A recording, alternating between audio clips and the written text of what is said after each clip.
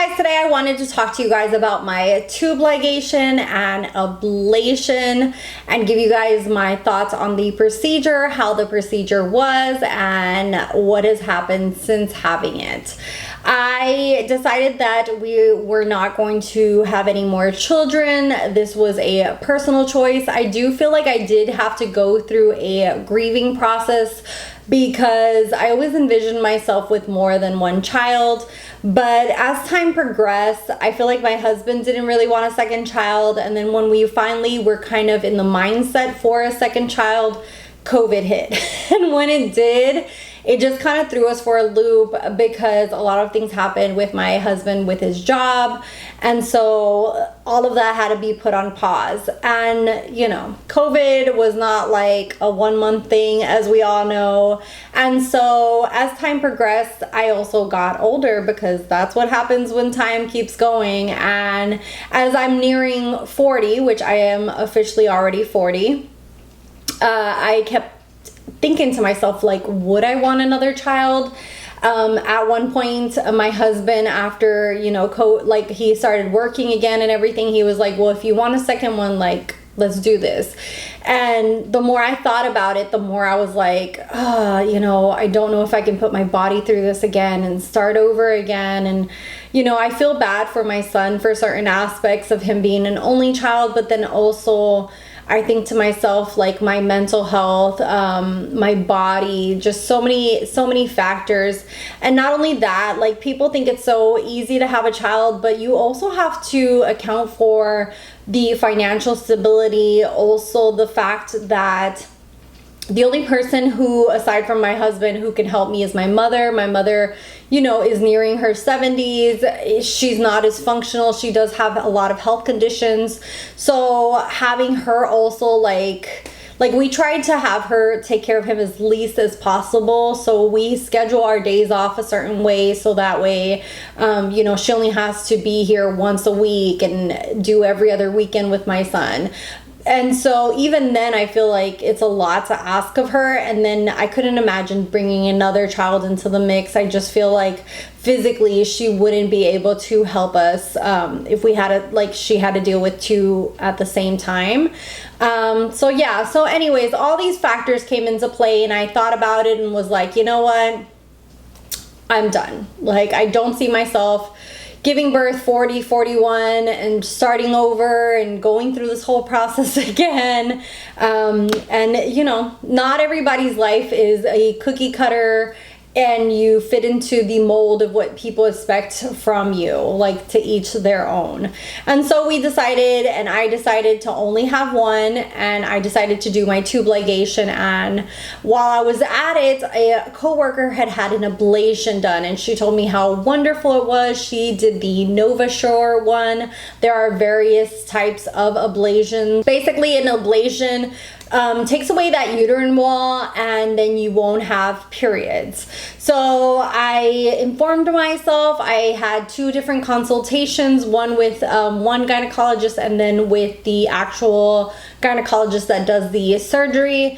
And he told me, you know, there's a very small percentage of women that this doesn't work out for and has complications. We would have to do a ultrasound and, you know, double check to make sure that you are a good candidate. Other than that, you would be a good candidate because you are 40, and a lot of women, if they do an ablation very young, it's more the probability of that uterine wall coming back and them getting periods again. And so I decided, you know, this would be amazing. If I'm a good candidate, then I could just do my tube ligation and the ablation all in one. He recommended, because he prefers the hydrothermal ablation. Hydrothermal ablation is a closed circuit, and it's basically like hot boiling water to destroy that uterine wall. There's different methods, like the NovaSure is more like a metal mesh that they put in there and destroy it. You can find more information. I'll try to link any additional information down below if you're looking into ablation. And I don't want to discourage anyone to either do it or not do it. I feel like it's a personal choice. You want to look into the pros and cons and really know your body before doing this procedure.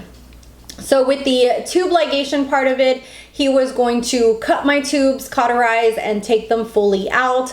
This helps decrease the risk of cancer. So I thought that that was, you know, just great. And also I don't have to worry about having like an ectopic pregnancy or any kind of risk like that, because sometimes when people get their tubes, what people call like tied or burned, there are like risks where people have gotten ectopic pregnancies. So that was really important to me, and so I decided to do the tube ligation like that and then do the hydrothermal ablation. So for the hydrothermal ablation and the tube ligation, usually an ablation can be done in office, but since I was going to be under, I preferred to do it all in one while I was under general anesthesia and just get it done with. So basically he did give me pictures before and after. I'm going to try to show you guys some of this and also pictures of what my body looked like after the surgery.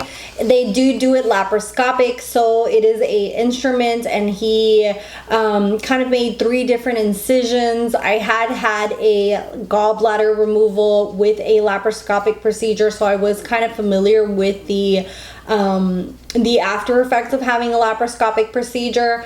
And then the ablation is actually done through the vagina. So they're going to go in there, put a speculum, open up, and then put in the system. And you can find like a ton of information online about this.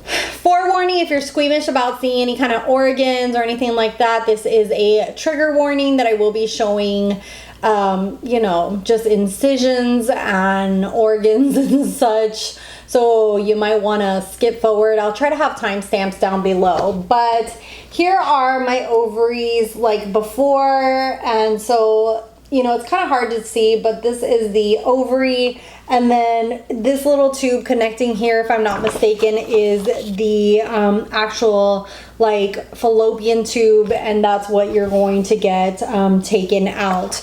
And then here is the after, where you can actually see that the tube was removed and cauterized, and basically there's just pictures of the left and right ovary. And that just kind of shows you like the before and after, and that he removed them and cauterized. So there are several pictures here. Another one that I wanted to show you guys is the hydrothermal ablation. So here's what my uterus looked like before, and you can see it there. And then here is during the process, you can actually see the bubbles of the hot liquid going through the uterus, and this is my uterus afterwards. So right now I'm going to show you guys, I did have an IV, and through there they were able to do my anesthesia. They made me feel really nice when I got there. They explained everything. Multiple people come to you, the anesthesiologist, the doctor. They ask you multiple times like what your name is, date of birth, what procedure they're doing, you know, the whole 9. They did put a warming blanket. I'm always nervous, like to the point where I almost want to cry when I have surgeries, because I do not like that feeling of going under, that like not knowing. It just really messes with my mind. And so they just kept trying to make me feel well about the whole situation. But basically the anesthesiologist is like, I'm going to give you something to make you feel calm. And then once they started rolling me towards the surgery, I was out. And then the next thing I remember was waking up. When I woke up, I didn't feel anything. I was still kind of like under and kind of out of it. The first thing that I did experience was a lot of nausea. I felt a lot of back and shoulder pain, and then also like pain underneath my ribs. Also, when I had my gallbladder done, I had the same thing. They do, like, you get a lot of gas pains, and that's just something normal, especially with a laparoscopic procedure. If I'm not mistaken, they kind of like fill your cavity with air to be able to work in there, and so that's just one of the side effects. So aside from just having the gas pains and like literally having to burp a lot from like having that pain, my mom would actually like kind of like hit my back, hit those areas, and that also happened when I had my gallbladder removed laparoscopically So I was kind of used to that. I also got very nauseated from the just the side effects of the anesthesia. When I got home, I started throwing up right away, so that was just like not really great. Usually they let you go home the same day if you have no issues, so I was able to go home. I don't really remember, it was kind of a blur, but for the most part they want to make sure that your bladder's working, that you can go, like you have no issues urinating and stuff. I felt more out of it in this surgery than when I had my gallbladder removed. I just felt like the anesthesia really hit me harder this time, and it was really hard for me even to wake up. And the nurse was kind of waiting for me to wake up, and they had to call my mom in to come see me because I was having such issue waking up. So I will show here to the side a picture of what my incisions look like my stomach when I first got home. He was really great because I already had 3 incisions around my abdominal area from the gallbladder surgery. What he did was just do 1 near my belly button, and then the other 2 he used my same C-section scar to actually open through, so that way I'm not looking like, I don't know, like I survived a shooting or something. So I thought that was really nice. And as time progressed, it got better and better. So I'll show that progression here to the side. There was only one of the stitches that kind of burst, and the other one got a little bit it kind of went in within itself, which is the one near my belly button. And I'll show you guys what it started looking like. It kind of got a little ugly looking to the side here, but my doctor was able to help it out a little bit with a pair of tweezers. And then finally I got to the point where I was afraid it was going to get infected, because he told me if it gets infected you're gonna have to come back. So at my, well, I think it was a week post-op or 2 weeks post-op, he did that with the tweezers. And then afterwards I decided I don't want this to get infected, so I yanked it myself out, and then it was able to fully cure. So I had my surgery on February 14th of 2023, and I will try to insert here a picture of what it looks like today. The scars on where my C-section are really great. The one near my belly button, the one that kind of got, that I had issues with one of the incisions opening, and the other one kind of getting into the skin itself, that one, the mark on my stomach it doesn't look as pretty as some of the ones that I have from my gallbladder surgery, for sure. And that's also my own fault for trying to do way too much. I didn't want my mom, having to stay with me that many days. So after the first, I want to say 3 days, after the first 3 or 4 days that I started moving around, I told her to go home. And having a 5-year-old, there's a lot that you do. And so yeah, I brought that upon myself, because my mom was more than willing to stay the whole week with me. And I don't know why I always get into my head about no, I don't want to be a burden on anyone. And so that was my own damn fault. Now for the after effects. So for February, after I recovered and kept walking and started feeling like myself, I felt a lot better. March came around and I had no period. And before the surgery, my last period was the last week of January. So when March came around, I felt a little bit of ovulation pain, but I had no period whatsoever. I had a really great month in March and felt yes, this was amazing. I love this. And then I don't want to deter anyone from having this if this is something that might be convenient for you, but I do want to put a forewarning out there, because right now I'm in a lot of pain and have been going through some issues. I've already had to go to the ED and see my OBGYN multiple times because of pelvic pain. So the month of March, I felt amazing. I was like, yes, this is amazing. No period, no pain, because my whole life I have had extremely heavy periods, to the point that I would bleed through multiple sanitary pads. If I try to use one of the Diva cups, I would literally fill a cup. So I had a lot of issues ever since I got my period at the age of 13.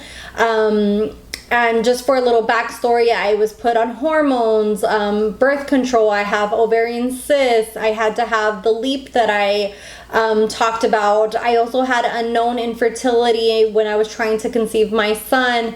It took me almost 4 years and they couldn't figure out what was wrong. And even before having my son, they were kind of like, does she have endometriosis? Because no, on my ultrasounds, the only thing that you could ever see was cysts. It didn't seem like I had any issues. So when I was having fertility issues, I had an HSG procedure. I've had so many different issues with my whole reproductive system. Finally, before we could even do a laparoscopic procedure to see if I had endometriosis, I got pregnant with my son and thankfully had him, which now looking back, I feel like he's my little miracle baby, because I've had so many issues with my reproductive system. So anyways, this takes me to now, where a month after having the surgery, I was feeling good. Then April comes around and my whole world does a 180. On the 25th of April, started feeling like I was having a period. I started getting really bad pelvic cramping and was like, oh crap, like maybe this is my new cycle. So I go to the bathroom. I had a little bit of brown discharge, almost like when you're starting your period. So I thought, hey, maybe this is gonna last a few days. I had pain like that. I would take ibuprofen and it would do nothing. I still had ibuprofen 800 milligram from my surgery. I would take that and I would feel no help whatsoever. So I was still in like this massive amount of pain. So I called the office and let them know what was going on. My surgeon was super occupied with a lot of patients, and sadly I feel like a lot of times this happens in healthcare. And so they were like, oh, he's overbooked, and I'm like, yeah, but I had my surgery with him. Like, I prefer to see him because he can tell me what's going on.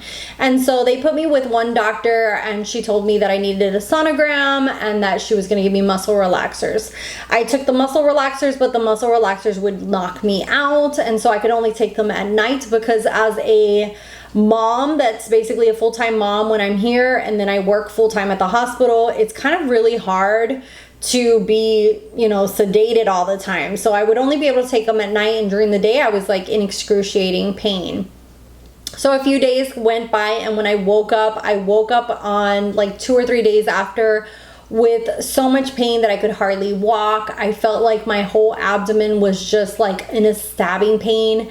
It was horrendous, and I had to go to the emergency department. And so when I went to the emergency department, they gave me Toradol. It helped a little bit, and then they did a intravaginal sonogram, and that really took me over and beyond pain-wise. And when I got back to the room, I was in so much pain. They had to give me morphine, and then they had to give me Percocet. And it was just like, I literally looked like I was in labor. I tried to lay down. I tried to stand up. I just could not stay still because of the pain that I was feeling. And then also the morphine gave me like gas pains underneath my ribs. It was just horrible. Basically they came back and told me my CT scan and my sonogram looked normal, that they weren't sure. They sent me home with a prescription of Percocet, and then I basically went to my doctor. When I went to my doctor, they did another sonogram, even though I had already done the one in the ED. I'm not sure if they just you know, really didn't trust the ED. I'm not sure why, because I already had the results from the one from the ED that I brought to them, and they wanted one in office. So I got another sonogram done. I had been taking the Percocet. I had been working and just trying to function, cutting the Percocet in like little 4s. And so then I went and got another one. The doctor who came in told me that everything looked normal, that she wasn't sure like what to do for me, and then I lost it. I literally was like, I feel like I'm wasting my time. What the hell is going on? This sucks. I feel like nobody's listening to me. Y'all are making me feel like I'm crazy. I'm in pain, and I have a high tolerance for pain. Like, I have been through so many surgeries in my life and have gone through so much crap for you guys to like not listen to me. So I was one of those people. I'm one of those people that if you get me to a certain degree of anger, I will cry. And so I started crying, and she went and talked to my doctor, and he was there, and he was like, why haven't I seen her? Put her in a room for me right away. So the guy who actually did my surgeon, that doctor saw me that same moment that I was so upset, and he was like, okay, this is a procedure that we did. Tell me about your pain. He did a pelvic exam. I was in so much pain. Even during the pelvic exam, I was like hyperventilating, that I was in so much pain. Basically, right now we are in the we don't really know stage, because my insurance denied for me to have an MRI done. And it totally sucks, because like an MRI could have really validated what he thinks I have, which is adenomyosis. And so I've joined quite a few pages on Facebook where it's like people who've had ablations, people who've had failed ablations, and some people really love their ablations. I work with somebody who loves their ablation. I've met a few people who love and had positive experiences from ablation. And from what I've read online, it seems like the majority of people who get it done have a good experience. But if you have something that you don't know that you have, for example, I might have adenomyosis, which I might, if I finally get diagnosed or do a hysterectomy, I might do a separate video on that, because this is probably already too long. But adenomyosis is a form of endometriosis, and it's in the uterine wall. It's very hard to diagnose, and probably is something that I had this whole time. But because my insurance denied the MRI, I'm kind of just like winging it right now and seeing where I'm gonna go from here. So I do have anti-inflammatory medicine, which I've been taking, Celebrex, and that helps me a lot. That's something that my doctor put me on, because it's less addictive than Percocet, which is an opioid. And then the other thing that I just started is birth control. So I'm probably a week into birth control, and today's the very first day that I don't have to take the Celebrex for pain and to really control the inflammation that I have. So yeah, so that's where I'm at right now, is that I'm hoping that the birth control will be will be something that helps me temporarily. I don't want to be on birth control, to be honest, because I was on birth control for like 8 years of my life, since I was 16, to control pain and like my cysts and stuff. And I had a lot of issues with my leg veins because of it, which I also had to have surgery for. So, you know, it's so frustrating, because I don't want to be taking hormones, but right now I'm in so much pain that I'm just like you know, I'm at my wit's end, which the hormones I feel like are starting to really, really help. And I don't have symptoms that can lead to me thinking that this is a GI problem. For a while there, I thought maybe it could be, but because the hormones are working, it just kind of solidifies what he thinks it is, which is adenomyosis. And yeah, it just sucks, because it's like a silent, what they call like the silent endometriosis, because most people don't know what it is. Most people aren't informed, and most people are just usually told what was told all my life, like that's your period, those are the kind of pains you're always gonna have, deal with it kind of thing. And sadly, there are different conditions out there that you might not even know you have. And for example, an ablation would make it worse, which is what probably happened to me, is that the ablation sealed in the adenomyosis and is what's causing me daily pelvic pain. The only cure to adenomyosis is a hysterectomy. And so I kind of really wanted the MRI to confirm that I did have adenomyosis before having a partial hysterectomy. But my insurance denied it because, you know, insurances here in the US suck. And so for them, they want me to be on hormones for 3 months. They want to have like a whole list of requirements before approving an MRI. So yeah, so we are starting to look into me having the hysterectomy. I have been looking for research and just looking into it. If you guys have any kind of similar experiences, please share them below, whether you had a failed ablation, whether you had a hysterectomy. I'd love to hear from you down below. But up till now, that's what they think I have, is adenomyosis. It's been like horrible, to be honest. I don't want to have this be like a negative experience where people think like, oh my god, I don't ever want to have an ablation or a tube ligation, because you know, when the first month that I thought it had worked, I was so happy. But sadly for me, I feel like maybe I've had this adenomyosis this whole time and was never diagnosed, or it was never looked into, and sadly the ablation made it worse. But that is my story for now, my health story that I've been going through. I'm sorry if it was super long. I will hopefully have timestamps down below if you're looking for specific information. And once I have a hysterectomy, I might, you know, do a video on that. Or if I ever get the diagnosis, if it really was adenomyosis, I probably will do a video on adenomyosis as well, and kind of go through my whole reproductive journey with my whole reproductive system. Anyways, I hope this was helpful to someone if you're looking into getting an ablation, what it's like, the afters of the surgery, and what can potentially happen, whether it be positive or negative. But thank you guys so much for watching, and I'll see you guys in the next one. Bye guys.